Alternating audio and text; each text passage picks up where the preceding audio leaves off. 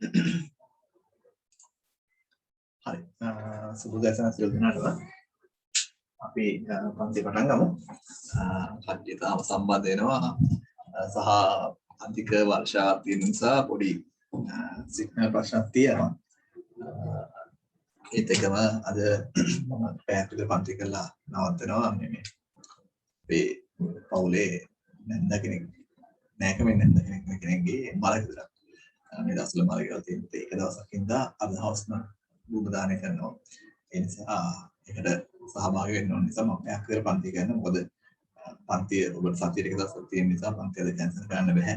ඒ නිසා පැයක් විතර පන්ති කරලා අපි යම් තක්තුරක් වැඩ කරලා ඊසේ 10 මාර්ග විතර නවත්තන්න.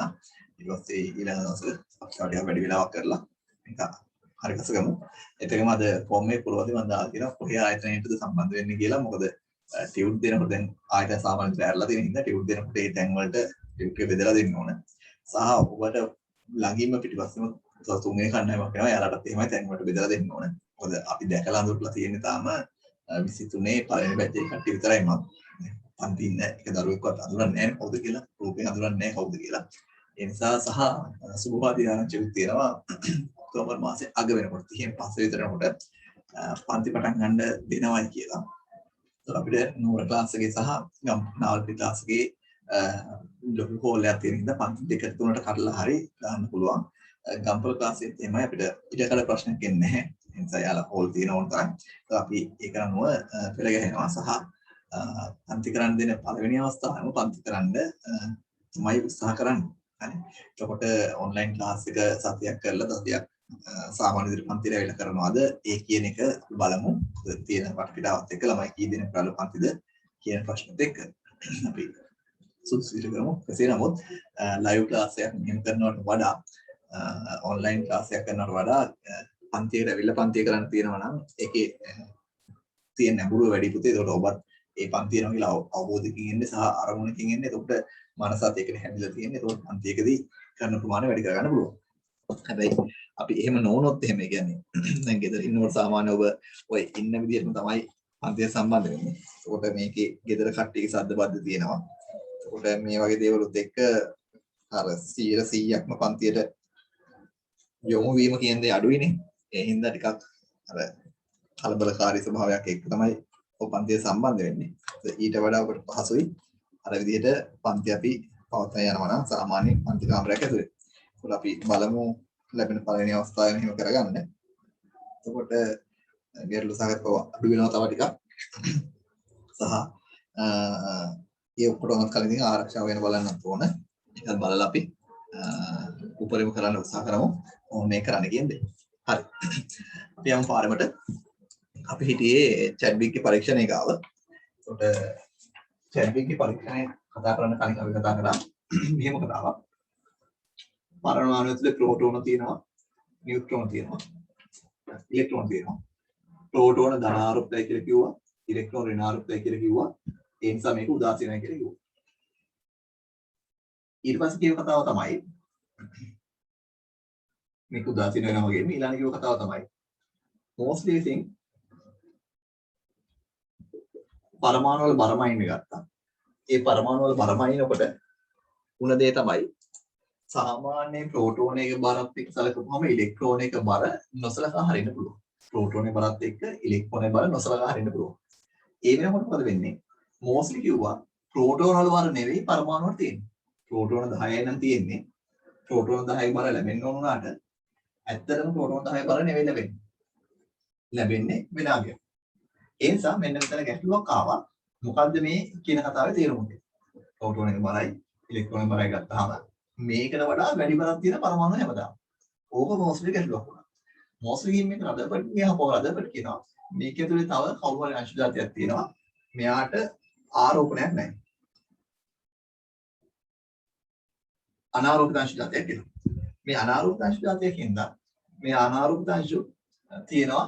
ඒ අනාරෝපිත අංශ ටික තමයි මේ ක්‍රියාකාරීත්වය දක්වන්නේ කියලා වෙනම කතන්දරයක් කතා කරනවා. ඒක තමයි සාමාන්‍ය මේ මොස්ලි කතන්දරය තියෙන්නේ. එතකොට මේ කතාවත් එක්ක අනාරෝපිතාංශත් එක්ක මේ කතාවම තිබ්බා. ඊට පස්සේ දැන් මේ අනාරෝපිතාංශ හොයාගන්න එක තමයි කතා කරන් තියෙන්නේ. හරි.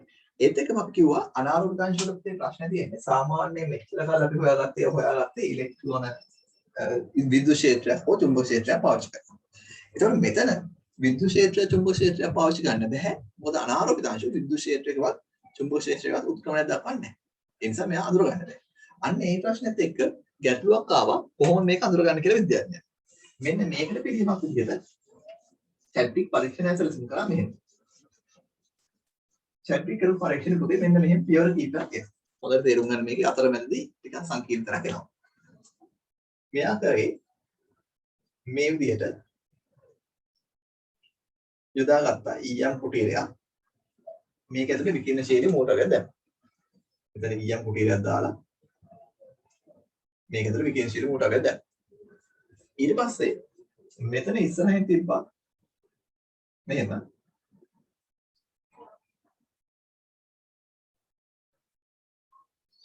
ආරෝපිත අංශ දර්ශකයක්.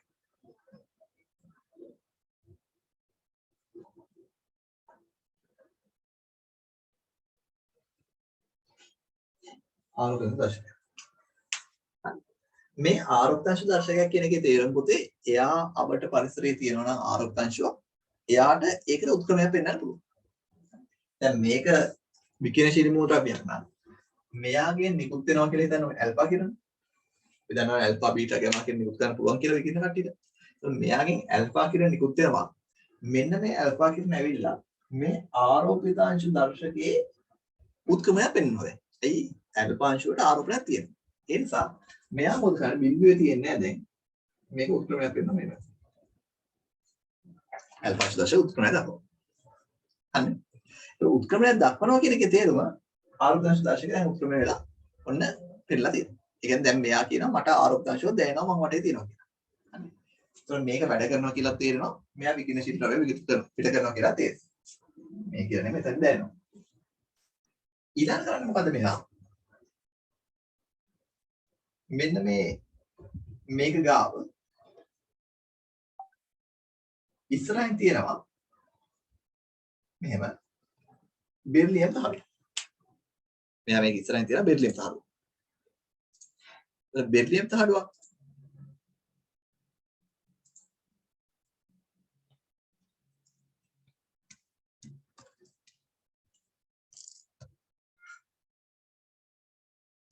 ඉතින් සමහර කට්ටිය ක්ලාස් තියෙනවද කියලා අහලා තියෙනවා. ඒ ඉන්න දරුවේ ඇතුළට ආව දරුවෙක් දන්නේ නැහැ නේ මම තියනවා කියලා දැන් මැසේජ් එකක් දැම්ම ඇතුළේ ඉන්න දරුවෙක් දන්නේ නැහැ. අපි තියනවද කියලා අහලා තියෙන්නේ නැහැ දන්නේ. තියෙනවා පන්ති තියෙනවා. එතකොට මෙයාගේ බිල්ඩින් තරව තියෙනවා. හරි දැන් හිතන්න වෙන්නේ. මෙන්න ආරෝපිත අංශ දර්ශකය. දැන් මම හිතලා කියන්නේ මොකද වෙන්නේ කියලා. බෙර්ලියම් තහඩුවක් මෙහෙම තිබ්බහම මේ ඉතින් මේ බෙර්ලියම් තහඩුව තිබ්බහම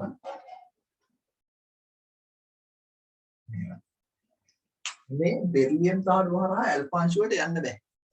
ඇල්ෆා අංශුවට යන්න බෑ. ඇයි යන්න බෑ කියලා කියන්නේ? බෙර්ලියම් තහඩුව යම් තාක් දුරක ගණකමක් තියෙනවා. යම් ගණකමක් තියෙනවා. මෙයාට යම් ගණකමක් තියෙනවා කියන එකේ තේරුම එයා හරහා අංශුවට යන්න බෑ අපිට. ඇයි යන්න බැරි? හේතුව අපි දන්නවා ඇල්ෆා අංශු වලට කඩදාසියක් හරහාවත් යන්න බෑ. විනිවිද යෑමේ හැකියාව ඉතා අඩුයි. වායු අයනීකරණ හැකියාව ඉතා වැඩි. ස්කන්ධය වැඩි. ඔය වගේ ලක්ෂණ වය කතා කරනවා. ඇල්ෆා අංශුවට මේක හරහා යන්න බෑ. මෙයා බෙර්ලියම් තහඩුවෙන් නවතිනවා. හරි. බෙර්ලියම් තහඩුවෙන් නවතනකොට මේක උත්ක්‍රමණය මොකද වෙන්නේ? බිඳුව පැත්තට එනවා. දර්ශකයේ උත්ක්‍රමණය බිඳුව. එතනදී උත්ක්‍රමණය පෙන්නවා. බෙර්ලියම් තහඩුවෙන් මේක නැවතුවා උත්ක්‍රමණය නැති වෙනවා. හරි. දැන් උත්ක්‍රමණය නැති වෙනකොට මොකද වෙන්නේ? මෙයාගේ මෙතන ඇවිල්ලා යනවා මේක නතර වෙලා කියලා තේරෙනවා. ඊළඟ මොකද කරේ මෙයාලා? ඊළඟ කරන්නේ මෙන්න මේ ආරෝපිත අංශ දර්ශකයයි මෙයයි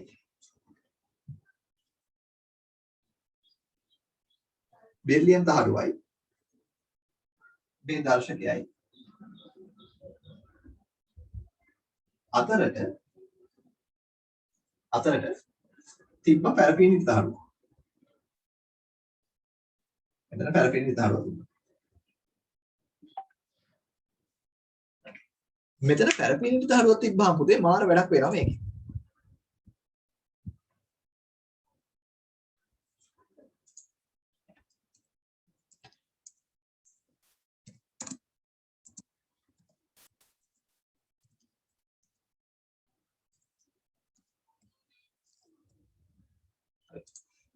මෙයාගේ පැරපිනිට අඩුව තිබ්බම දැන් ඇල්ෆා අංශු මෙතනින් නතර වෙලා තියෙන්නේ. මෙයා උත්ක්‍රමණයක් ආයෙ පෙන්නනවා.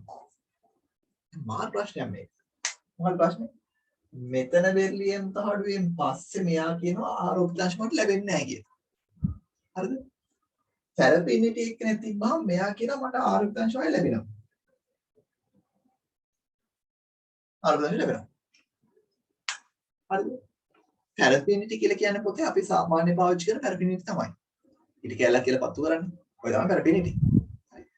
ඉටි කැල්ල පත්තු කරපුවාම ඒක පැරපිනිටි නම් ඉටි කැල්ල පත්තු කරපුවාම එහෙනම් ඒකේ විකිරණ පිට වෙනවා නම් මම ඉටි කැල්ලක් ගහගෙන පාඩම් කරනවා. මම ඉටි කැල්ලක් පත්තු කරලා ඉතින් පුළුවන් දල්වනවා. මුළු පරිසරය ඔක්කොම විකිරණ නිකුත් වෙනවා. එහෙම ගන්න නෑ. ඒ පිස්සුවක් තියෙනවා විකිරණ නිකුත් වෙන තැනට නේද පාඩම් කරන්නේ. එතකොට විකිරණ නිකුත් කරන්නේ නෑ මේක. විකිරණ නිකුත් කරන්නේ. අර කිසිදු හේතුවක් මත මෙයා විකිරණ නිකුත් කරන්නේ. එතකොට මෙයා ඇයි උත්තරය දක්වන්නේ? එයා කියන විකිරණ නිකුත් කරනවා. මෙයා මොකද කරන්නේ? පැරපිනිටි දාපු අයින් කරනවා. ආයෙත් උත්තරෙ බිඳුවනේ.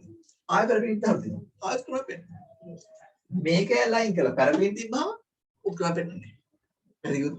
මේක ඇල්ල පැත්තකින් තියලා පැරපිනිටි විතරක් තියලා බලන්න ඉස්සෙල්ලා. මොකද වෙන්නේ? දැන් එන අරුබුදයක් මේක. ඇයි? පැරපිනිටි ඉටි විතරක් තිබ්බම උත්තරය බිඳුව වෙනවා. බෙර්ලියම් තහඩුව දෙල පැරපිනිටි අයින් කරපුවම උත්ක්‍රමණය බිඳුව වෙනවා. හැබැයි දෙන්න අතර පැරපින් තිබ්බම ඔය උත්ක්‍රමණය වෙන්නේ. එහෙනම් පැරපින් වලට තනියම විකිරණ කරන්නත් බෑ. මේක අයින් කරපුවාම බෙර්ලියම් තහඩුවේ මේ විකිරණය එක නවත්තලා තියෙනවා. ඒ හින්දා උත්ක්‍රමණය බිඳුවයි. පැරපින් විතරක් තිබ්බත් උත්ක්‍රමණය බිඳුවයි. බෙර්ලියම් තහඩුවේ වහලා තිබ්බම උත්ක්‍රමණය බිඳුවයි. හැබැයි ඔය දෙක අතර පැරපින් දාපුවාම ආයු උත්ක්‍රමණය වෙන්නේ. මේක දසාතේ කල්පනා කරනවා දැන් මේ මොකද මේ වෙන්නේ? අඳුර ගන්න බෑ වෙනද? කල්පනා කළා මෙයා තේරුම් ගන්න මෙහෙම. මොකක්ද තේරුම් ගන්න? මෙයාගේ පුතේ උත්ක්‍රමණයේ බිඳුවක් වෙනවා කියන එකේ තේරුම. උත්ක්‍රමණයේ බිඳුවක් වෙනවා කියන එකේ තේරුම. මෙයා කියන්නේ මොකද්ද? ආරෝපිතාංශ දර්ශකයන්නේ. මේක ආරෝපිතාංශ දර්ශකයක්. ඒතර මේක ආරෝපිතාංශ දර්ශකයක් වුණාම තියෙන தත්ත්වය තමයි මේ ආරෝපිතාංශ තියෙන නිසා විතරයි මෙයා උත්ක්‍රමණය වෙන්නේ. ආරෝපිතාංශ දර්ශකයේ තේරුම ආරෝපිතාංශ වලින් විතරයි මෙයා උත්ක්‍රමණය වෙන්නේ. වෙන කායින්වත් මෙයා උත්ක්‍රමණය වෙන්නේ නැහැ. එතකොට මෙතනට ආරෝපිතාංශ ආවේ නැත්තම් එයා උත්ක්‍රමණය මොකද වෙන්නේ? බිඳුවට. එන අංශ වලට ආරෝපණයක් නැත්තම් ඒත් උත්ක්‍රමණයක් බිඳුවට. එකක් ආරෝපිතාංශ වලට විතරයි උත්ක්‍රමණය දක්වන්නේ. හරිනේ? ආරෝපිතාංශ ලැබුණොත් විතරයි එන පාඨංගයක් පෙන්වන්න ඕනේ. ආරෝපිතාංශ දැනුනේ නැහැ කියලා හිතන්න. දැනුනේ නැත්තම් උත්ක්‍රමණය දක්වන්නේ නැහැ. එන අංශ විශේෂයක් තියෙනවා මොනවා හරි මේකට ආරෝපණයක් නැහැ. එන උත්ක්‍රමණය බිඳුවයි. එන අංශ විශේෂයක් තියෙනවා මේකට ආරෝපණයක් නැහැ. එන උත්ක්‍රමණය බිඳුවයි. හරි. එන අංශ විශේෂයක් තියෙනවා ආරෝපණයක් නැති. ඒත් උත්ක්‍රමණය බිඳුවයි. අංශ විශේෂයක් නැති වුණත් බිඳුවක් වෙනවා. ආරෝපණ සහිත අංශ විශේෂයක් තිබ්බොත් ඒත් උත්ක්‍රමණය බිඳුවක් වෙනවා. ඔය දෙක වලම තියෙනවා. පැහැදිලි කියන්නේ. හරි. එතකොට මෙයාගේ නම් තීරණය කරනවා මෙහෙම කතාවක්. මෙතන මෙයා හැප්පුණාට පස්සේ බෙර්ලියම් තහඩුව නිකුත් කරනවා කියලා හිතනවා අනාරෝපිත අංශ ජාතිය. මෙයා මෙතනින් මෙහෙට නිකුත් කරනවා අනාරෝපිත අංශ ජාතිය.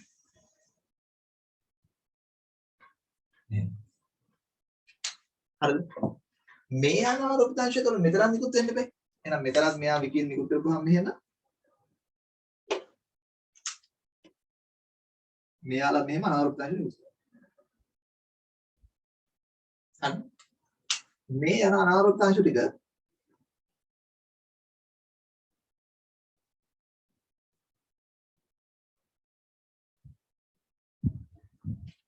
මේ යන අනාරෝපිත අංශ ටික මේකේ වැදුනට පස්සේ මෙයා ආරෝපිත අංශ නිකුත් කරනවා. වෙන්න පුළුවන් හිතන්න මෙහෙම. මම නිකන් ඉන්නවා කනේ මේ. මම කාටවත් ගහන්නේ. මම මේ වෙන කාටවත් ගහන්නේ. හැබැයි මේ පැත්තේ කෙනෙක් මට නිකන් ගහනවා. ඒතර මම ගන්නවා. හරි. මම තනියම හිටියට විකින් නිකුත් කරන්නේ නැහැ. හැබැයි මට කවුරු හරි පහර දුන්නොත් මම පහර දෙනවා. පහර දෙන්න දෙන්නේ නැහැ. මේ වගේ මෙයා තනියම විකින් නිකුත් කරන්නේ නැහැ. හැබැයි මෙයාට මේ පැත්තෙන් ඇවිල්ලා ආරෝපණයක් නැති කෙනෙක් පහර දුන්නාම මෙයා ආරෝපණ අංශය දැන් නිකුත් කරනවා. එතකොට එන ආරෝපණයක් නැති අංශ මෙයාට අඳුර ගන්න බෑ. ඇයි? මෙයා අඳුරන්නේ ආරෝපණ අංශ විතරයි. හරි නිකන් මෙහෙම කතාවක්. වාහනයක මීටර දෙකක් තියෙනවා. මොකද්ද? එකක් යන වේගය මැනගන්න මීටරයක් තියෙනවා. ස්පීඩ් මීටරයක්. තව එකක් තියෙනවා වාහනේ. ඒකේ තෙල් ප්‍රමාණය මයින් එක. දැන් තෙල් ප්‍රමාණය මයින් මීටරෙන් වේගය මයින් බෑනේ. වේගය මයින් මීටරෙන් තෙල් ප්‍රමාණය මයින්වත් බෑනේ. දෙක දෙකක් නේ. ඒ වගේ මෙතන කතාව මෙයාගේ මෙතනින් මේ පැත්තට එන්නේ ආරෝපිත අංශ. මේ පැත්තට එන්නේ අනාරෝපිත අංශ. අනාරෝපිත අංශ වලට මෙයාට පේන්න බෑ. මෙයාට පේන්නේ නැහැ. ඒ අංශ මොකද මෙයා පෙන්නන්නේ ආරෝපිත අංශ විතරයි. ආරෝපිත අංශයක් ආවේ නැති ඉඳන් මෙයා කියනවා මට මොකුත් දැනෙන්නේ නැහැ කියලා. හැබැයි මේකේ කියන්නේ නැහනේ මට කිරණයක් ආවේ නැහැ කියලා. කිරණයක් එනවා. ඒ කිරණේ මොකක් නැද්ද? ආරෝපණයක්. කිරණයක් එනවා ආරෝපණයක් නැහැ. එයාට පෙන්නන්න බෑ. අර වේගයේ වයින්ද බෑනේ තෙල් මීටරේ. ඒක තෙල් විමෑනේ. හරි කියන්නේ. ඒ වගේ වැඩක් මෙයාට වෙන්නේ. කිරණයක් ලැබෙනවා. මේ ලැබෙන කිරණයට ආරෝපණයක්. ලැබෙන කිරණයට ආරෝපණයක්. මම මේක අනාරෝපිත අංශයක් දැනුණා කියලා දන්නේ. ඒත් මෙයාට ඇවිල්ලා අනාරෝපිත අංශයක් ගැටෙනහම මෙයා නිකන් ඉන්නේ මෙයා ආරෝපිත අංශයක් විතර. අර ඉස්කෝලේ වැඩක් තියෙන්නේ. පාස් කියලා එක්කෙනෙකුට ගහනවා. එයා ඊළඟ කෙනාට පාස් කියලා ගහනවා. ඊළඟ කෙනාට පාස් කරනවා. අර කෙලවර ඉන්න ළමයා මුකුත් දන්නේ එකෙන් ඩෝංගල් ගහනවා. මිනිහා අනිත් පැත්තට හැල්ල දෙනවා හිටුවා. මොකද වෙන්නේ? මේ පැත්තට එනවා පාස් කරලා. දැකලා තියෙනවනේ වැඩේම. මේ වගේ. මෙයා තනියම හිටියට මොකුත් කරන්නේ නැහැ. මෙයාට ගැහුවොත් මෙයා නොහයින්නේ. මෙයාට ගැහුවොත් මොකද වෙන්නේ? එයා ඊට වඩා බරපතල කෙනෙක් යනවා. ආරෝපණයක් තියෙන කෙනෙක් යවන්නේ. හරි කියන්නේ. ඔය පැට්‍රිකලේ උනේ කියලා මෙයා තේරුණා. කවුද මේ? චැඩ්ඩි. තේරුම් ගන්න චැඩ්ඩි කියනවා මෙන්න මේ අතරමැද ලියපු අංශ විශේෂය අපි කියනවා කියලා අනාරෝපිත අංශ.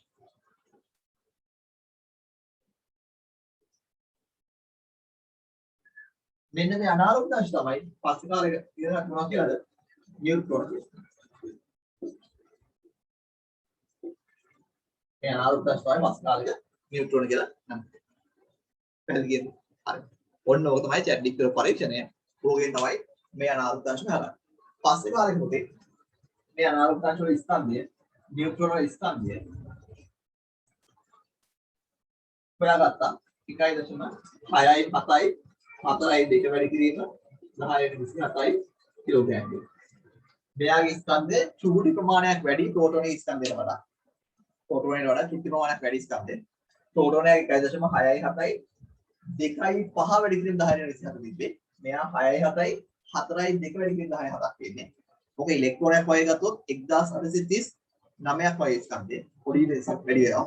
අන්න ඒ නිසා මේ උත්තරය ලැබෙනවා කියලා. ඔන්න ඔය ටික තමයි චැඩ්ඩිගේ පරීක්ෂණයේදී හොයාගත්ත දේවල්.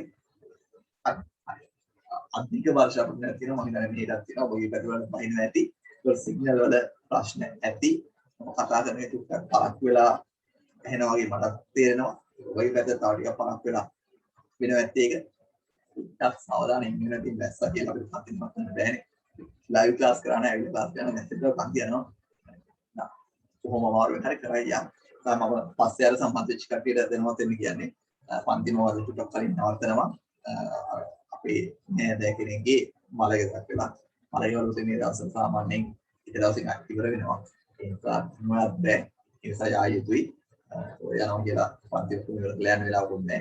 හවසල් කම් කැන්සල් කරලා මේ පන්ති ටිකක් කලින් නවත්තලා යනවා. මොකද වෙන විකල්පයක් නැහැ. ඊට පස්සේ ඔබගේ ටියුට් ලබා දීම මම මේ 17 වෙනිදාන් පස්සේ නිර්දයන් පස්සේ කියන ආයතන වලට ගිහින් ගන්න කියලා. ආයතන වලට ගිහින් ගන්න. සහ ආයතන වලට යන්න කට්ටිය ඉන්නවා. නුවර ආයතන පුතේ තාම විසුනේ ළමයි රෙජිස්ටර් කරලා මුන්නේ ඉඳලා යාර පෝස්ට් එකේ ටියුට් යවන්නේ. ඊට ගම්පල ආයතනයේ සමහර කට්ටිය පෝස්ට් එකේ ටියුට් යවුවා අපි. කලින් සල්ලි ගෙවලා තිබ්බ කට්ටියට. අනික කට්ටියට ආයතන ගිහලා ගන්න පුළුවන්. දැන් ආයතන ඇරලා තියෙන නිසා. ඒක මම දැන්වත් කරන්න යන්න එපා. ආයතන වලට දැන් මම ගිහලා වැඩක් නැහැ. ටියුට් දීලා නැහැ තව. එතකොට ඔබට ලබන මාසයක අන්දරයක් බලමු මොකද කරන්න කියලා. ඉස්සරහට පන්තිය මොකද වෙන්නේ කියලා. එතකොට ටියුට් එක හම්බ වෙයි මාසය යනවා. මේක කියන්න දැසු දැන් චැඩ්ඩික් පරීක්ෂණ කියලා ලියලා තියෙන්නේ. ඒක ලියන්න. නියුට්‍රෝන සොයාගැනීම සඳහා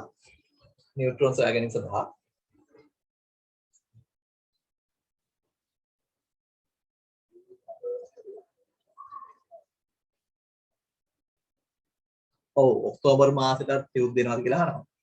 ඒත් අපි පන්තිය පටන් ගත්තේ ගිය මාසේ සැප්තැම්බර් වලට කලින් 30 වෙනිදා තමයි ක්ලාස් එක පටන් ගන්න මම විදිහට. සැප්තැම්බර් මාසේ අපි දවස් ගානක් පන්තිය කරන් ආවා. ඊට දැන් ඔක්තෝබර් මාසේ යන්නේ. ඒක සැප්තැම්බර් මාසෙට සහ ඔක්තෝබර් මාසෙට ටියුට් වෙනම තියෙනවා. ඒකට සැප්තැම්බර් මාස ඔක්තෝබර් මාස ටියුඩ් එක සැරේ ගන්නවා නම් එහෙම ගන්න පුළුවන්. එක සැරේ ගන්නවා නම් 17න් පස්සේ ගන්න. නැත්නම් අර ටික කොහොමද පළවෙනි මාස ටික පෝස්ට් එක තමයි දාන්නේ. ඒකට ඔක්තෝබර් මාසෙට MCQ ටියුඩ් ටිකක් හම්බ වෙනවා මේ වගේ ප්‍රශ්න තියෙන. ඒ ටික තමයි සාකච්ඡා කරන්නේ අපි. හරි. එතකොට සාමාන්‍යයෙන් අපිට පන්ති කරන් යනකොට මුදලක් අය කරන්න වෙනවනේ. නැතුව පන්ති කරන්නේ නැහැනේ. ඒතකොට ඒ මුදල විදිහට අපි පොදුවේ ආයතන ඔක්කොම ගෙනවා 2000 මුදලක් තමයි දාලා තියෙන්නේ. එතකොට ඔබට ආයතන ගියාම මේ මුදල ගෙවන්න වෙයි. එතකොට ටියුට් ලබා ගන්නකොට ඒක ගෙවන්න බැරි. ඔබට ආයතනයට යන්න අපහසුතාවයක් තියෙනවා නම් ඔබට යන්න බැරිකමක් තියෙනවා නම් අපිට account number දෙන්නම්. ඒවට මුදල් යොදලා අපිට රිසිට් එක ගෙවන්න. එතකොට ගෙදරටම සැපල් මාර්ගයෙන් හරි එහෙම නැත්නම් වාහන ප්‍රවාහන සේවා කුරියර් සර්විස් එකක් හරහා හරි ටියුට් එක ලැබෙයි. ගොඩක් වෙලාවට ඔබගේ ඒවා කුරියර් සර්විස් එකකින් එන්නේ. හැබැයි ගම්පොළ ක්ලාස් එකේ ළමයි පුතේ ප්‍රශ්නයක් තිබ්බා කුරියර් සර්විස් එකට දීපුවම එයාලා කියන කුරියර් සර්විස් එකෙන් ඇවිල්ලා කුරියර් සර්විස් එකෙන් අරන් යන්න කියලා. එහෙනම් මම එදා කුරියර් සර්විස් එකට කතා කරලා දොස් කිව්වා ඒ වැඩේට. අපේ මේ පන්ති ඉන්නවා මම දැයි දරුවා. ඒක දරුවෙකුට කෝල් කරලා කියලා තියෙනවා කුරියර් සර්විස් එකේ තියෙන ඇවිල්ලා අරන් යන්න කියලා. ඒක කුරියර් සර්විස් එකට අපි බාර දෙන්න ඔයාලා ගෙදරට ගිහින් දෙන්න කියලානේ. එයාලා ඔයාලට කෝල් කරලා ඇවිල්ලා ගෙනියන්න කියලා හරියන්නේ නැහනේ. ඒ නිසා තැපැල් මගින් රෙජිස්ටර් කරලා ලැබුවොත් එහෙම ප්‍රශ්නයක් නැහැ. ඒක කවුරු ගෙනත් දෙනවා. බලමු හොඳ ක්‍රමයක්. තාම හැබැයි ඔය ආවත් කාලේ මේ හරියටම අප්ඩේට් වෙලා නැහැ යාළුවෝ ඒ ගමන් රටාව. මොකද තාම බස් වැඩ කරන්නේ නැහැ, කෝච් වැඩ කරන්නේ නැහැ. ඒ හින්දා මොකද වෙන්නේ? යාලා තැපැල් මාර්ගයෙන් යවන ඒවාත් පරක්කුයි. ඒ නිසා පොඩ්ඩක් පරක්කු වීමක් වෙයි. ඒ නිසා හොඳම වැඩේ ආයතනයට ඇවිල්ලා ගන්න එක තමයි. බලමු මොකද කරන්න පුළුවන් කියලා. ඉස්සරහට ටියුට් තියෙන මාසයට එකක් ගැල්පෙන විදිහට ටියුට් දෙනවා. ඒක දැනුවත් කරන්න මොනවද ගන්න ටියුට් එක කියලා ගෲප් එකට දානවා. මෙන්න මේ ටියුට් එක ඉල්ල ගන්න කියලා. මොකද ආයතනයෙන් පැටලුනොත් එහෙම ඔබට දවස් දෙකක් යන්න වෙනවා. ඒ නිසා ටියුට් එක මේකයි කියලා ගෲප් එකට ෆොටෝ එකක් දාන්න. ඒතර ඔබ ඒක බලලා ගන්න. ඒතකොට කියන්න ඒක ඇතුළක් නේ. හරි. අපි මේක දෙමු. නියුට්‍රෝන සොයා ගැනීම සඳහා චැඩ්වික් සිදු කළ පරීක්ෂණයේදී නියුට්‍රෝන සොයා ගැනීම සඳහා චැඩ්වික් සිදු කළ පරීක්ෂණයේදී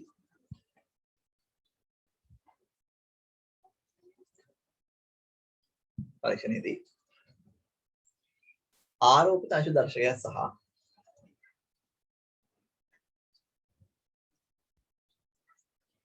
ආරෝපිත අංශ දර්ශකය සහ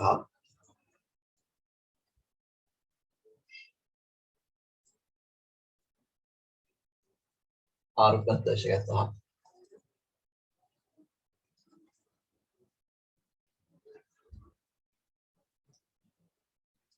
ඇල්ෆා කිරණ නිකුත් කළ හැකි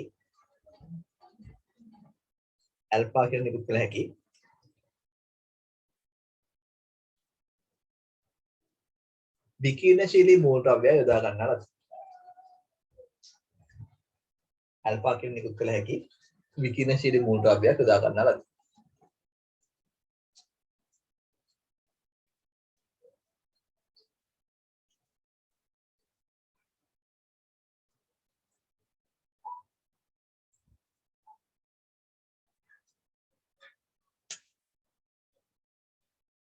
විකිරණශීලී මූලද්‍රව්‍ය යොදා ගන්නා ලද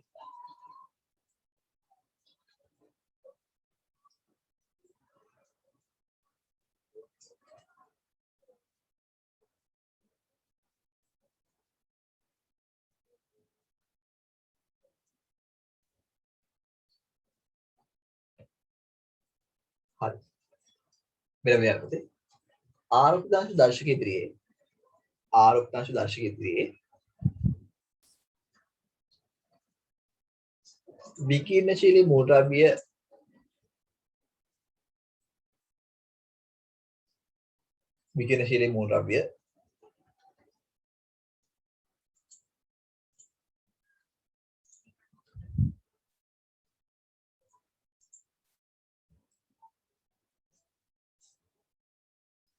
විකිරණශීලී මූලද්‍රව්‍ය තැබූ විට විකිරණශීලී මූලද්‍රව්‍ය තැබූ විට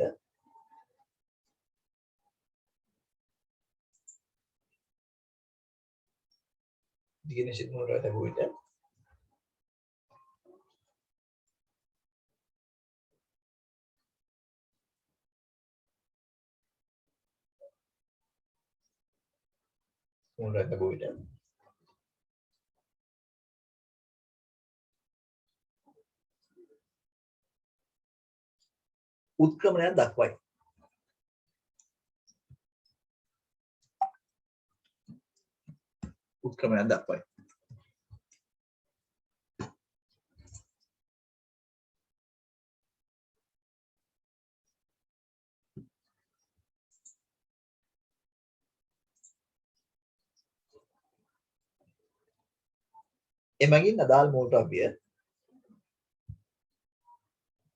එමගින් අදාළ මූලද්‍රව්‍ය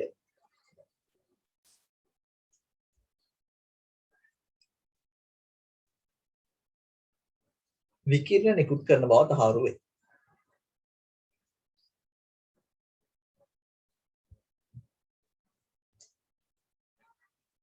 විකිරණ නිකුත් කරන බව තහවුරු වේ.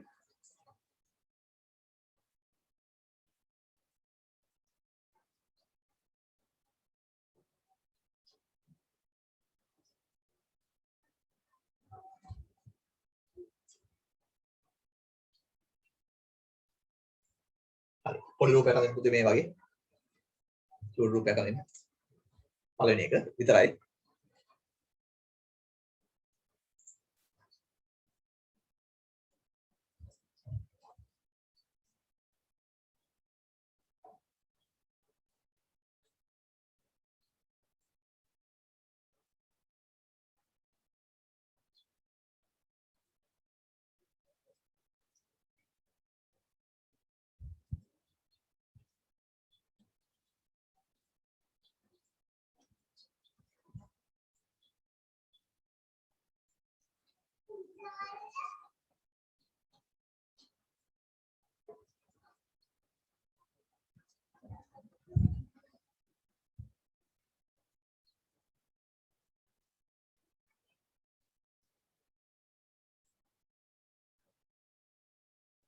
හරි ඊළඟ යන්න. ආරෝපදංශ දර්ශකයේ සහ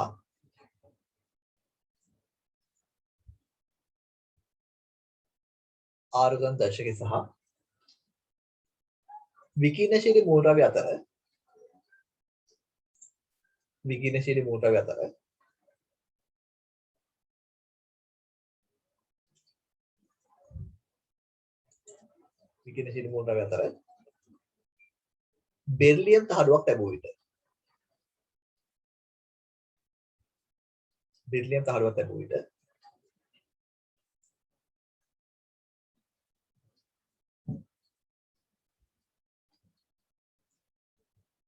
දර්ශකයේ උත්ක්‍රමණය බිඳුව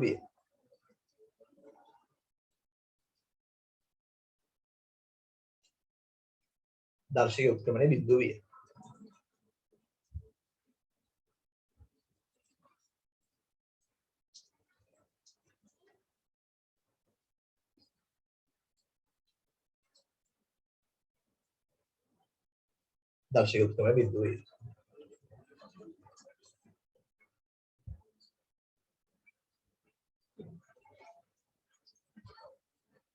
මේන් පැහැදිලි වන්නේ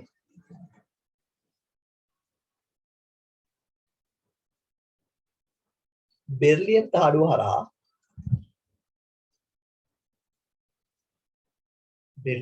හරහා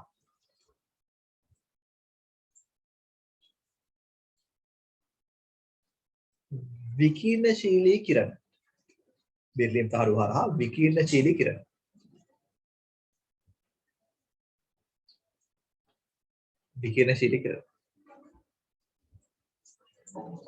ගමන් නොකරන බවයි. බෙරිලියම් තහඩුව හරහා විකිරණශීලී කිරණ ගමන් නොකරන බවයි.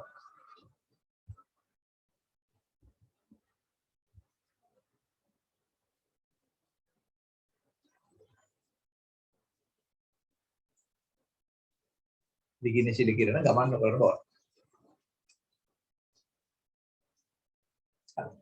හරි ලැබෙන්නේ නැහැ පුතේ.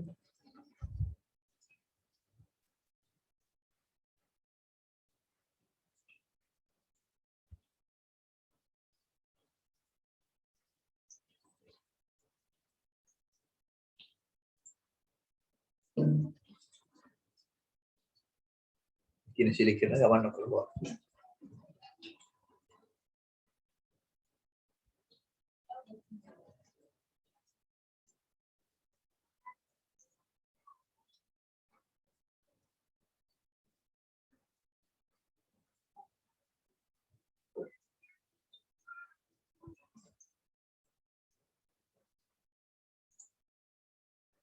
හරි යටින් ලියන්න පුතේ.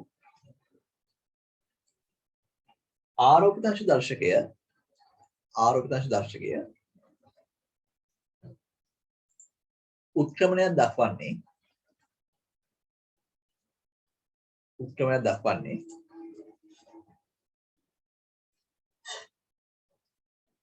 විකීර්ණශීලී අංශ වලට පමණි. විකීර්ණශීලී අංශ වලට පමණි.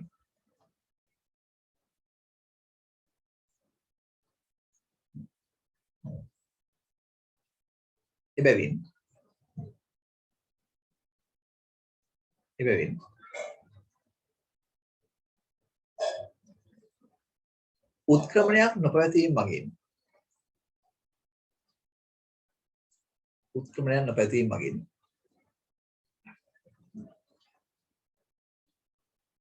උත්ක්‍රමණයක් නොපැවතීම මගින්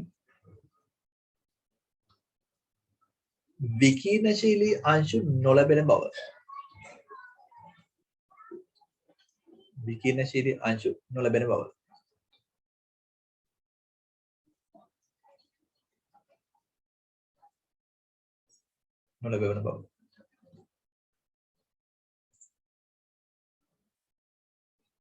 තහවුරු වන අතර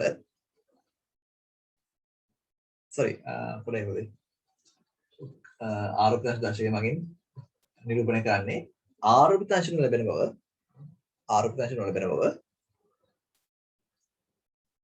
තහවුරු වන අතර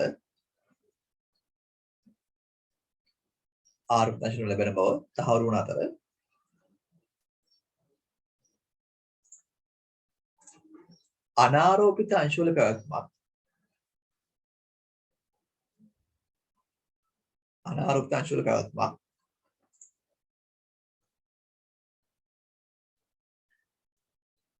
හඳුනාගත නොහැක. අනාරෝපිත අංශවල පැවැත්මක් හඳුනාගත නොහැක.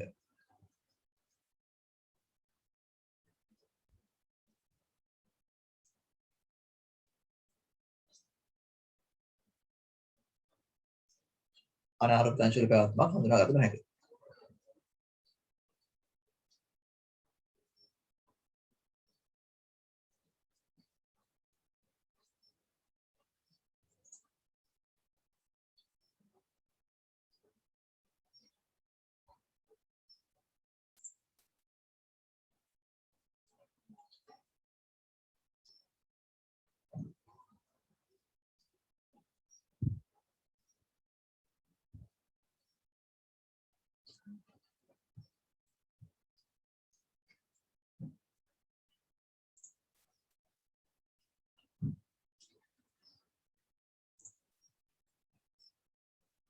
හරි. වෙනම ලියන්න.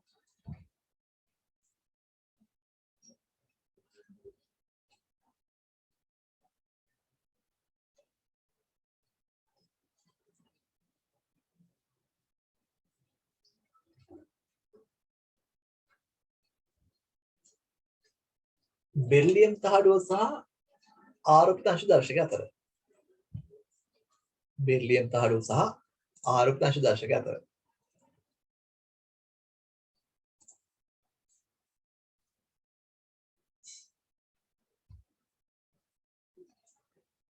පැරපීන් ඉටි ස්තරයක් ලැබූ විට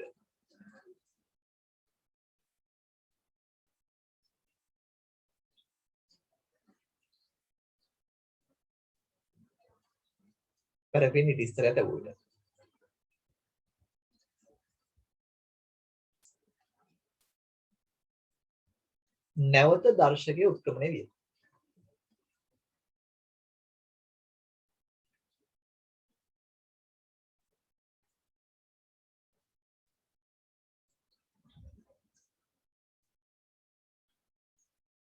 නැවත උත්ක්‍රමණයක් නිරීක්ෂණය විය.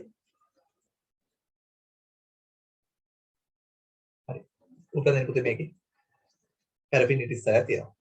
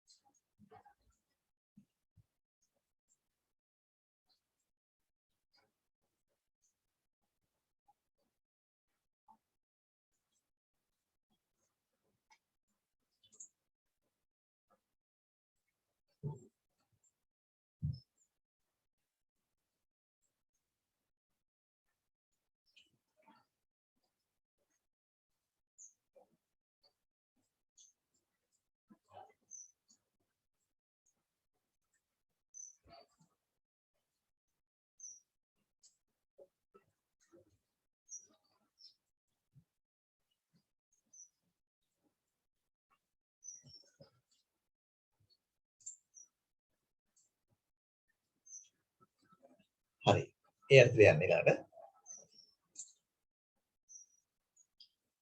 beryllium paraffin සොයන් සිද්ධව ඉබේම කියන එක සොයන් සිද්ධව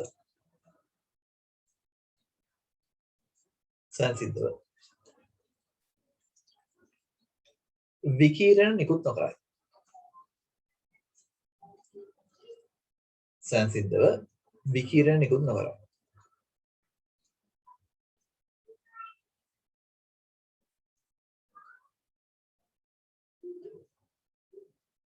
සොයන් සිද්ධව විකිරණ නිකුත් නොකරයි.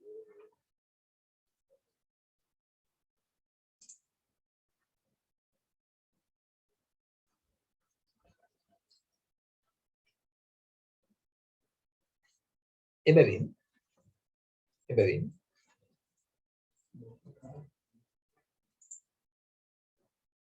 බෙර්ලියම් තහඩුව තැබූ විට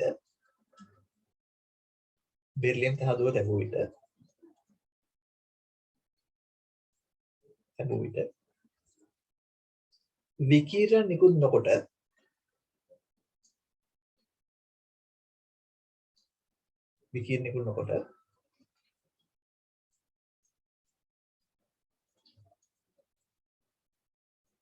නිකුත් නොකොට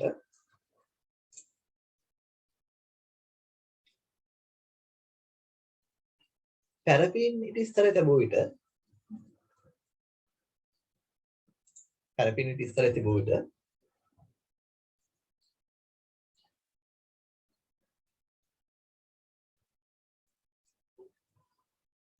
විකිරණ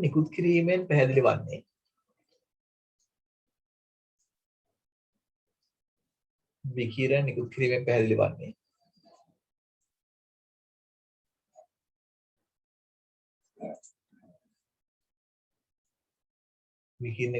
පැහැදිලි වන්නේ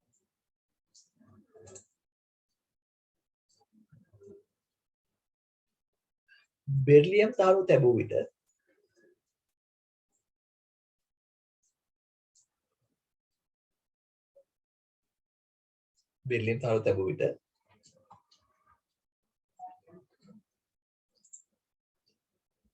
ඇල්ෆා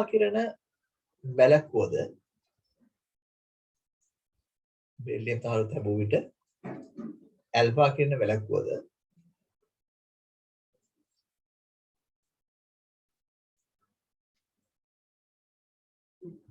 දර්ශකයට හඳුනාගත නොහැකි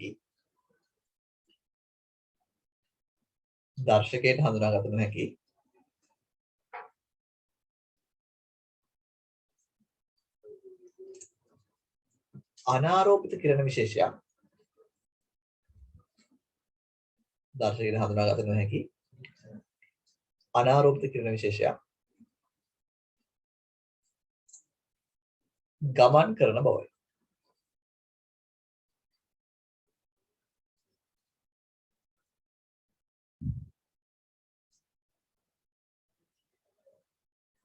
එම අනාරෝපිත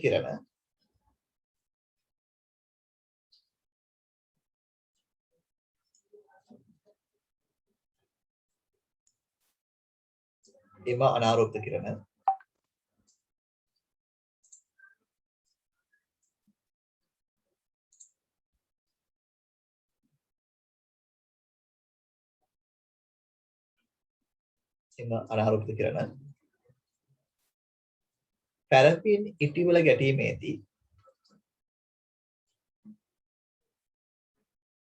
ඉටිවල ගැටීමේදී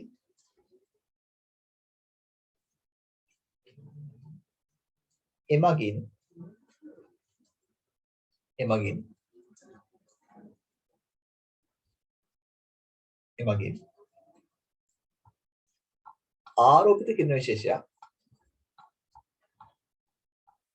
ආරෝපිත කිරණ විශේෂයක්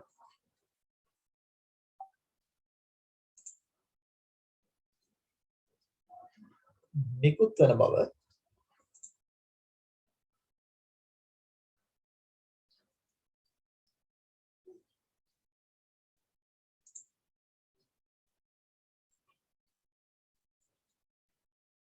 නිකුත් කරන බව.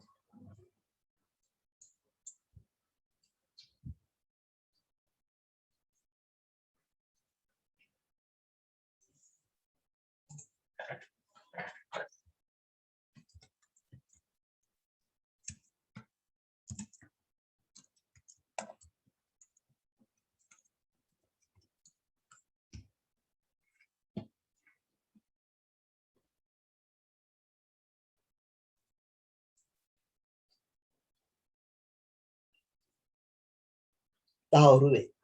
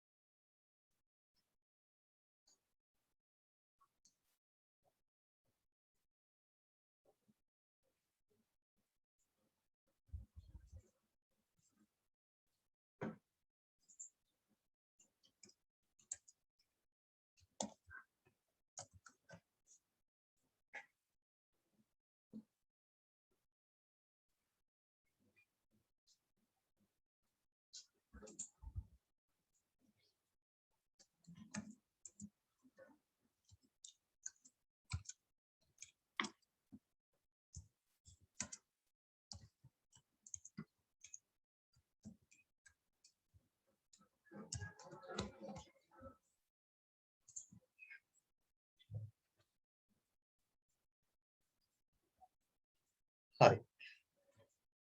ඊළඟ වෙනව යන්න. මෙම අනාරෝපිත කිරණ විශේෂය පසුකාලීනව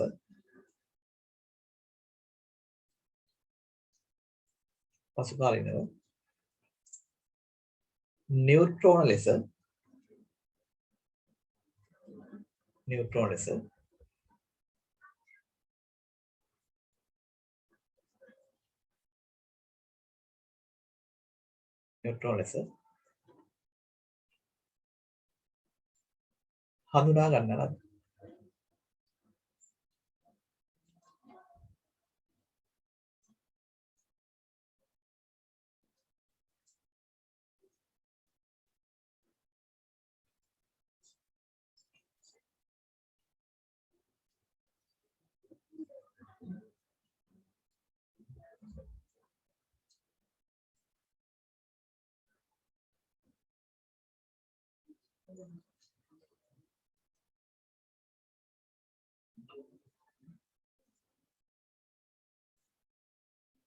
නියුට්‍රෝන ලෙස හඳුනා ගන්නා ලද.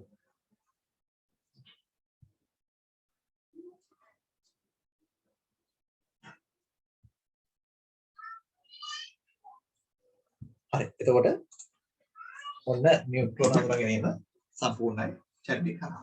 හරි. වෙන යන්නේ. නියුට්‍රෝනික ස්කන්ධය නියුට්‍රෝනික ස්කන්ධය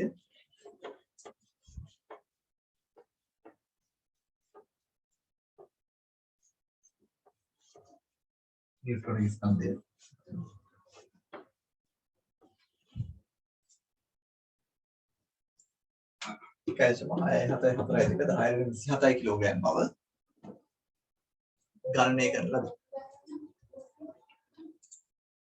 ගණනය කරලා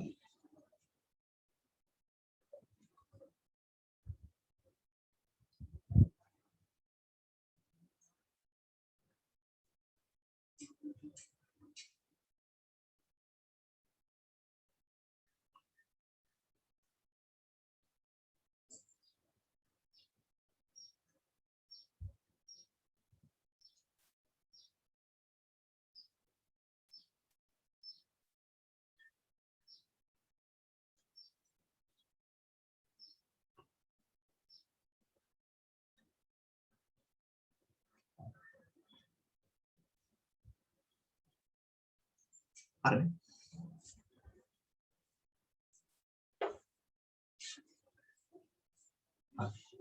ඔතනින් පුතේ අපිට ඉතිහාස කතාව හරි නියුට්‍රෝන ප්‍රෝටෝන ඉලෙක්ට්‍රෝන හොයාගෙන ඉවරයි. ඔයාලත් කට්ටිය දන්නවා ක්ලොක් මෙට්‍රික් ටික දන්නවා. ඒක සම්පූර්ණයි. හරි. මාතෘකාව දාන්න ඊළඟට පරමාණුවක් සංකේත කිරීමේ සම්මත ක්‍රමය. පරමාණුවක් සංකේත කිරීමේ සම්මත ක්‍රමය. සංකේත කිරීමේ සම්මත ක්‍රමය.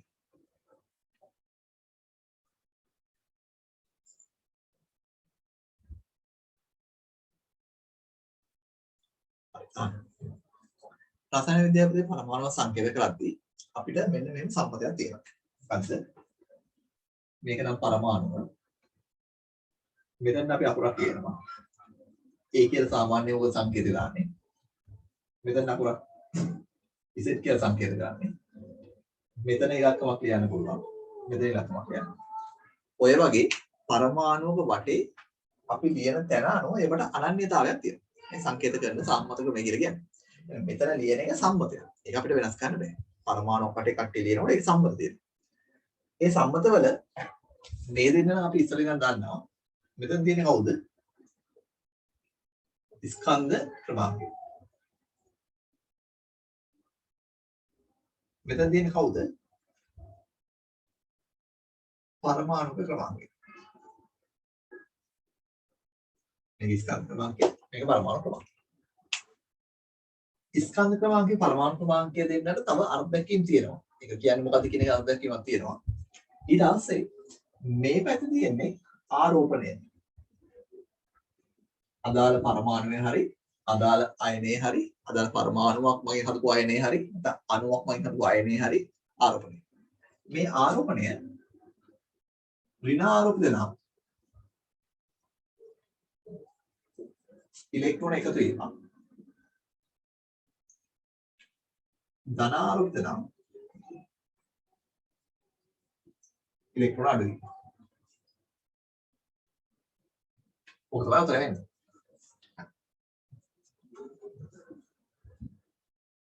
මෙතන තියෙන්නේ පරමාණු සංඛ්‍යාව. මේ පරමාණු සංඛ්‍යාව. හරි. පරමාණු කීයක් තියෙනවද කියලා තමයි ඔය වෙන්නේ. මේ පරමාණු සංඛ්‍යාව කියන එක පස්සේ විස්තර කරන්න අපි වෙනවා. හරි. ඒ රහන වෙනවා. උදාහරණයක් විදිහට පරමාණු සංඛ්‍යාව කියන එක මම ලිව්වොත් එහෙම H2O කියන එක කරනවා. උදේ පරමාණු ක්‍රමාංකය කියලා කියන්නේ එයාගේ තියෙන ප්‍රෝටෝන ගාන හෝ ඉලෙක්ට්‍රෝන ගාන. මේකට අපි ඉස්සර ඉඳන් කියන්නේ.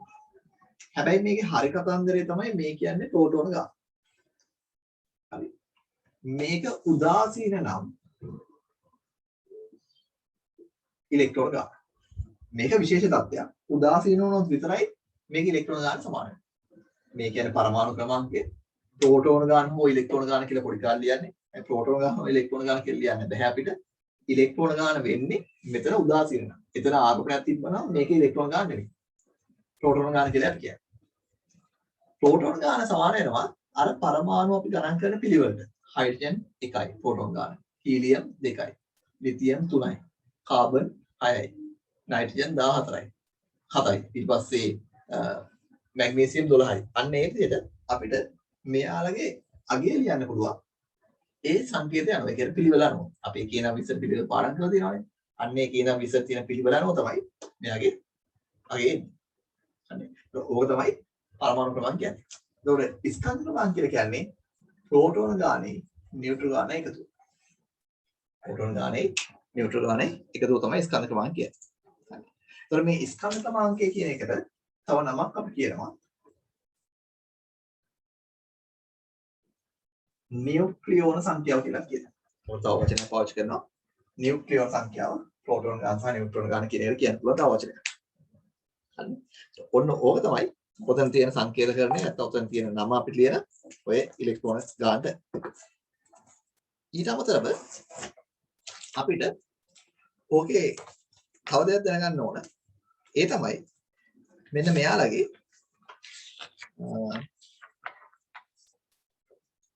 දැන් ස්කන්ධ ක්‍රමාංක කියන එකයි පරමාණු ක්‍රමාංකය කියන එක දන්නවනම් ඒ දෙකේ වෙනසෙන් මට හොයාගන්න පුළුවන් යාළගේ තියෙන කවුද? නියුට්‍රෝන සංඛ්‍යාව. මෙතන ප්‍රෝටෝන දාන නියුට්‍රෝන ගාන්නේ මේ කියන්නේ. මෙතන තියෙන ප්‍රෝටෝන ගාන්නේ. මම මෙයාගෙන් මෙයා අඩු කරොත් එහෙම. ප්‍රෝටෝන ගාන දැන් නියුට්‍රෝන ගානෙන් ප්‍රෝටෝන ගාන අඩු කරොත් මට උත්තරයක් එනවා නියුට්‍රෝන ගාන කියලා. එහෙනම් මට ඕකෙන් නියුට්‍රෝන ගාන කියන එක හොයාගන්න පුළුවන්. හරි. එතකොට මම උදාහරණයක් ලියන්න මෙහෙම. අපි ලියුවොත් කාබන් 612 කියලා. මේ කියන්නේ ප්‍රෝටෝන ගාන. මේ කියන්නේ ප්‍රෝටෝන ගාන දන නියුට්‍රෝන ගාන. මට ප්‍රෝටෝන 6 කියලා කෙලින්ම ලියන්න පුළුවන්. නියුට්‍රෝන ගාන මට හොයන්න පුළුවන්. මේකෙන් මෙයා අඩු කරලා. එහෙනම් 12 ඍණ 6 ඒ කියන්නේ 6. ඉලෙක්ට්‍රෝන ගාන හොයන්න පුළුවන් මට. ඒක කොහොමද? මෙතන ආරෝපණයක් නැහැ. ආරෝපණයක් නැත්නම් මේ ගාන ඉලෙක්ට්‍රෝන ගානට සමානයි. එහෙනම් ඉලෙක්ට්‍රෝන ගාන 6. ඔන්නෝම් ප්‍රෝටෝන නියුට්‍රෝන ඉලෙක්ට්‍රෝන හොයාගන්න පුළුවන්. පොඩි කාලෙක අපි ඔක් කරලා තියෙනවා. දැන් පරමාණු ගාන හොයන එකේදී H2O මෙහෙම ලියුවොත් එහෙම මේ දෙකේ ඉලක්කම ඔක්සිජන්ගේ නෙවෙයි. ඇයි? ඔක්සිජන්ගේ වම් පැත්තේ යටින් ලියනවා ලියන්නේ කවුද? පරමාණු ක්‍රමාංකය. දැන් ඔක්සිජන්ගේ පරමාණු ක්‍රමාංකය දෙකද? නෑනේ. මම කිව්වා පරමාණු ක්‍රමාංක කියලා කියන්නේ අර අපි පාඩම් කරපු 20 දෙනාගේ අණු පිළිවෙලෙන් කීවෙනද කියන එක. Hydrogen, helium, lithium, beryllium, boron, carbon, nitrogen, oxygen. 8. එහෙනම් මෙයා ගාව මේ පැත්තේ ලියනවා ලියනවා 8. හරි. එයා 8 නෙවෙයි ලියලා තියෙන්නේ. එහෙනම් මේ දෙකේ ඉලක්කම අයිති ඔක්සිජන්ට නෙවෙයි. මේ පැත්තේ ලියුවොත් එහෙම 8 ලියන්න ඕනේ. ඒක නෙවෙයි ලියලා තියෙන්නේ. දැන් හයිඩ්‍රජන් ගාන ලියලා තියෙන්නේ. හයිඩ්‍රජන් මේ පැත්තේ යටින් ලියන්නේ මොකද? දකුණු පැත්තේ පහළින් ලියන්නේ පරමාණු. එහෙනම් මේකේ හයිඩ්‍රජන් පරමාණු දෙකයි. ඔක්සිජන් පරමාණු එකයි තමයි ලියන්නේ. අපි මේ දෙන්න සූත්‍ර ලියද්දි ලියන්නේ නැහැ සාමාන්‍යයෙන්. ලියන අවස්ථාවක් හම්බ වෙනවා ඉස්සරහට. විභාගවලදී හම්බ වෙනවා. මේක ලියන්නේ නැහැ සාමාන්‍යයෙන්. එහෙනම් මේ දෙකේ ඉලක්කම හයිඩ්‍රජන්. අපි ඔය ගැන දන්නේ නැතුව නිකම්ම ඉස්සර පුරුදු වෙනවා H2O ලිව්වම හයිඩ්‍රජන් දෙකයි කියලා අපි කියනවා. ඒක වෙන්නේ කොහොමද කියලා මේ කියන්නේ. එතකොට මට මේකම ලියන්න පුළුවන්. මෙහෙම වැරද්දක් තියනවද? නැහැ. හයිඩ්‍රජන් දෙකයි ඔක්සිජන් එකයි. මෙතනක් තියෙන ඔක්සිජන් එකයි හයිඩ්‍රජන් දෙකම එකයි. වැරද්දක්. ඒ නිසා මෙයා මෙහෙම ලියුවත් හරි මෙහෙම ලියුවත් හරි. දැන් මම අහන්නේ පතර H2O මෙතන ලියනකොට මෙහෙම ලියන්නේ නැද්ද කියලා. එහෙම ලියන අවස්ථාවක් හම්බ වෙනවා. රසායන විද්‍යාත්මකව හරි. සම්මත තියනවාට පුදු. සම්මතයක් විදිහට අපි ජලය ලියන්නේ මෙහෙම තමයි. සම්මතේ. හැබැයි මෙහෙම ලියුවා කියලා වැරදිද? නැහැ. වැරද්දක්. උදාහරණයක් ගන්න. මේ ඇමෝනියම්. මම මේක ලියන්න පුළුවන්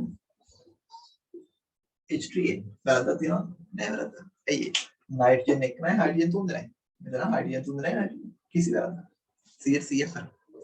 ඔන්න ඕක තේරුම් ගන්න මෙන්න මේ කතන්දර තේරුම් ගන්න. තව මේක ගැඹුරට යනවා අපි ඉලෙක්ට්‍රෝන ප්‍රමාණය ගණනය කරනවා. සම ඉලෙක්ට්‍රෝනික භේද කියලා જાතියක් ගණනය කරනවා. අපි මේක ඇතුලේ ඒ ගණනය කරන්නේ මෙහෙම දැනගෙන ඉන්නවා. මේ ටික අපි ලියලා ඒක පිළිවෙල. හරි. සම්මත සංකේත කරන ක්‍රමය කියලා කිව්වේ පරමාණු සංකේත කරන සම්මත ආකාරයනේ. මේ විදිහට සංකේතයක් දාන්න මේ x කියලා මම දාලා තියෙන්නේ මේ කටියා කරලා නෙමෙයි තියෙන්නේ. x කියලා සංකේතයක් දාලා තියෙන්නේ. මෙතන a මෙතන z මෙතන කොටුවක් දාන්න මෙතන කොටුවක් දාන්න. ඒ ටික වටේට නම් කරන්න මෙහෙම. ඒ වටේට සංකේත කරලා නම් කරන්න. ඒක එක නගෙන වෙන වෙනම ලියනවා මේ කවුද කියලා.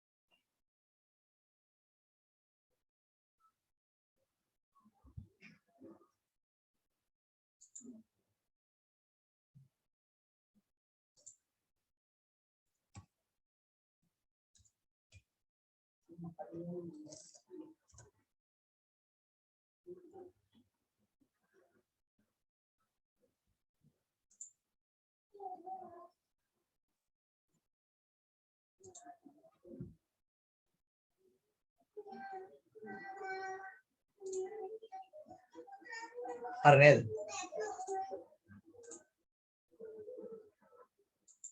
හරි. ඒක ලියන පළවෙනි එක ස්කන්ධ ක්‍රමාංකය. ස්කන්ධ ක්‍රමාංකය.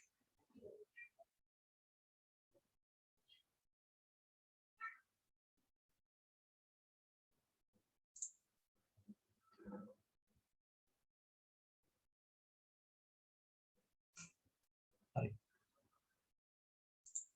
ඒක ලියන්න. පරමාණු පවතින ප්‍රෝටෝන ගන්නේ නියුට්‍රෝන ගන්නේ එකතුවයි. ප්‍රෝටෝන ගන්නේ ඉලෙක්ට්‍රෝන ගන්නේ ප්‍රෝටෝන ගන්නේ නියුට්‍රෝන ගන්නේ එකතුවයි. පරමාණු පවතින ප්‍රෝටෝන ගන්නේ නියුට්‍රෝන ගන්නේ එකතුවයි.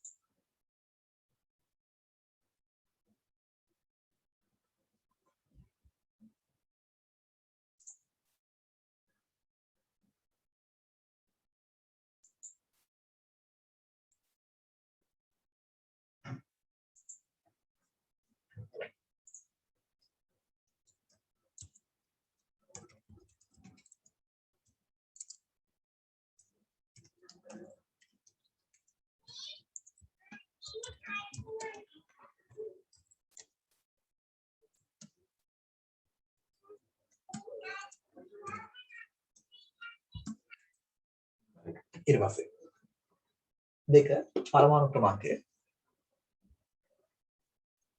පරමාණු ක්‍රමාංකය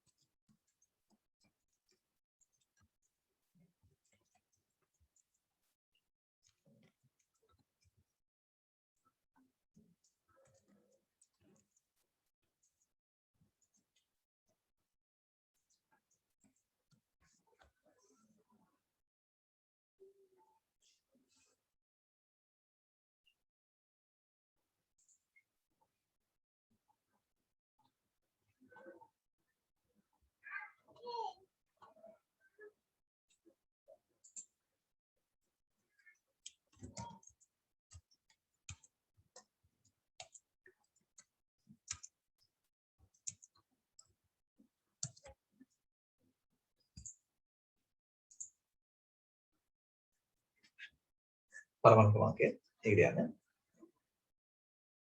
පරමාණු පවතින ප්‍රෝටෝන සංඛ්‍යාවයි. පරමාණු පවතින ප්‍රෝටෝන සංඛ්‍යාවයි. උදාසීන වෙන විටදී ඉලෙක්ට්‍රෝන සංඛ්‍යාවට සමාන වේ. උදාසීන විටදී ඉලෙක්ට්‍රෝන සංඛ්‍යාවට සමාන වේ.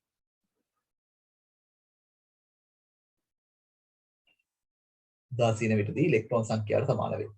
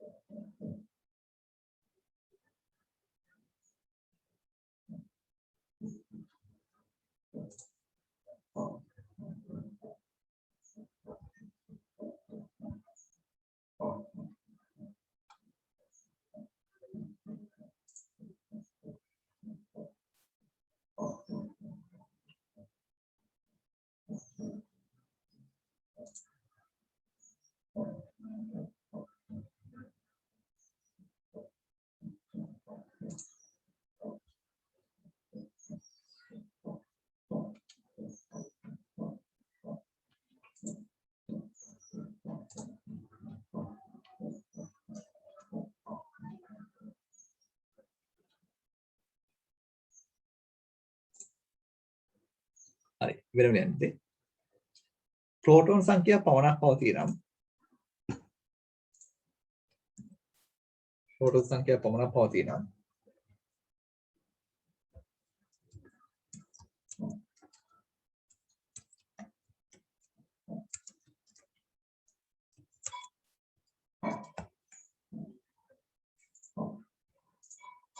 එය නියුක්ලයිඩ් සංඛ්‍යාව ලෙස හඳුන්වයි. ප්‍රෝටෝන සංඛ්‍යාව පමණක් නියුක්ලයිඩ් සංඛ්‍යාව ලෙස හඳුන්වයි. ප්‍රෝටෝන සංඛ්‍යාව පමණක්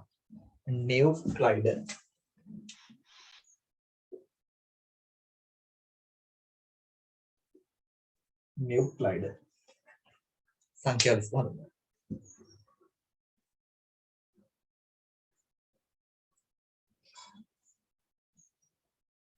පෙරල යන පරමාණු සංඛ්‍යාව යන පරමාණු සංඛ්‍යාව යන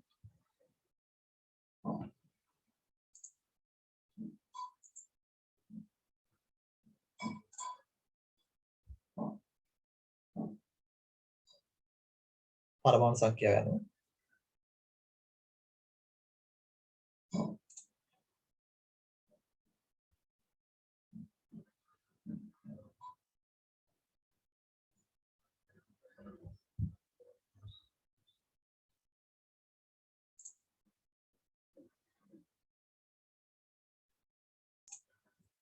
පරමාණු සංඛ්‍යාව යන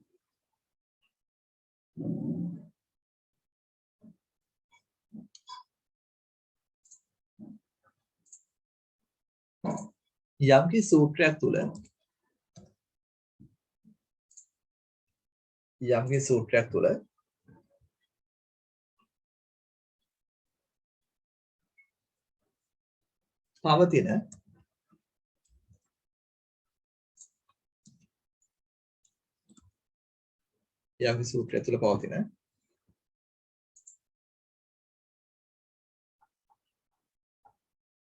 එක් එක් පරමාණුවේ අංශු විශේෂයයි.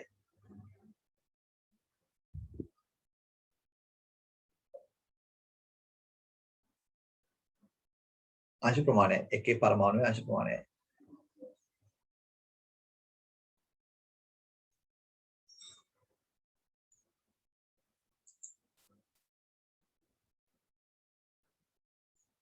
ඊළඟට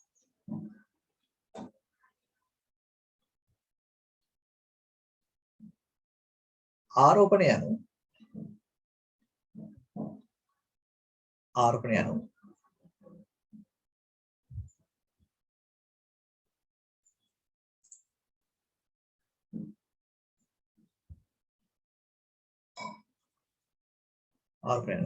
කිසියම්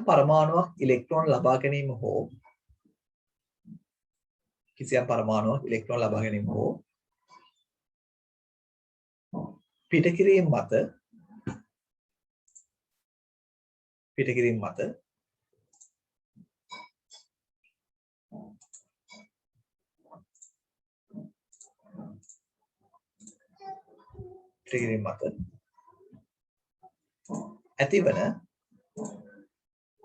ඇතිවන ආරෝපණයයි.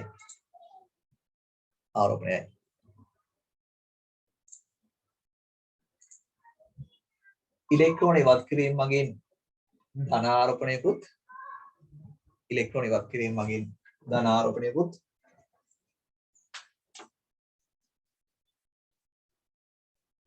ඉලෙක්ට්‍රෝන ලබා ගැනීම මගින් ඍණ ආරෝපණයකුත් නිර්මාණය වේ.